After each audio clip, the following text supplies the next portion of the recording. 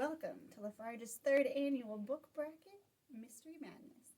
Callie, tell us a little bit about what we may be seeing when the tournament starts on March 10th. Yeah, thanks, Lydia. So there are a lot of exciting things going on this year in the tournament.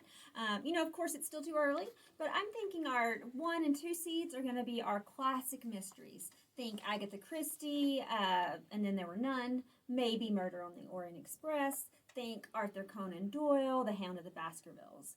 Now, our 3 and 4 seeds, I think, are going to go to our more modern classics, books that came out in the last 5 to 10 years that everyone knows. Gone Girl by Gillian Flynn, Girl on the Train by Paula Hawkins. And then I think our bubble books are going to be our more obscure classics. We Have Always Lived in the Castle by Shirley Jackson, The Long Goodbye by Raymond Chandler. So that's what, as far as seating, I think we're going to see. But what I'm really excited about this year is cozies. So the committee has never taken cozies very seriously. There have never been any cozies in the tournament before. However, in the last 5 to 10 years, there's been a major uptick in the popularity of cozies. You have the Marlowe Murder Club. You have the Thursday Murder Club. You have Vera Wong's Unsolicited Advice for Murderers.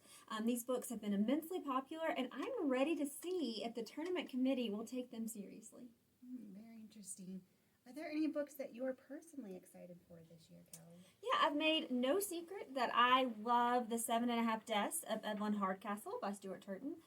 It's got some really fun twists and surprises. It's immaculately plotted, and there's a fun sci-fi element. So I'm anxious to see if that'll make a deep run in the tournament.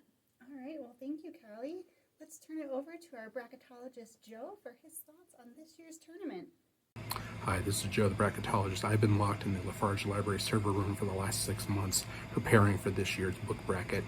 I think some of you are going to be a little bit surprised about 4 teams I think are not going to make this year's tournament. 2 of them are real true bloods. The Name of the Rose by Umberto Eco and Shutter Island by Dennis Lehane. Both on the outside looking in this time around. Another classic falling short of the tournament this year in all likelihood is the 1860 novel A Woman in White by Wilkie Collins. It was a great early example of detective fiction with a number of early sleuthing techniques that other writers have used since, but it's an older book. A lot of people don't even know about it. Even the most diehard mystery readers are not going to be picking this one up. It's going to come up short of the tournament. The final and probably most surprising for most omission from this year's tournament is going to be Vera Wang's Unsolicited Guide for Murderers. This Edgar Award winner from 2023 started off really strong, is a good contender as a cozy mystery, but there's still a bias by the committee against most cozy mysteries, and this one is going to end up falling short.